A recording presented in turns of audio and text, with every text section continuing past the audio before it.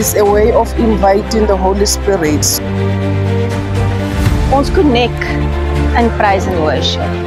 Praise and worship is like a prayer, it's like a meditation. Hy sê vir ons nader tot God en hy sal tot jou nader. We praise and worship in church is the way we communicate to God. Ek staan eendag hier in die kerk en ek het verskriklik maagpyn en ek sê Here, kom help, en die Here genees my in praise and worship. Praise and worship is om die Here te glorify. In die woord staan daar dat die Here woon onder die lofsange van sy volk. En dit reunite ons met die Here. Hy sê loof die Here want hy is goed, sy goedheid ken geen perke nie. It's where you confide with your God. Is 'n wapen wat die Here vir ons gegee het om te veg teen die vyand. Die fokus van praise and worship is nie op onsself nie, maar is juis op die Here. Loof die Here want hy is goed.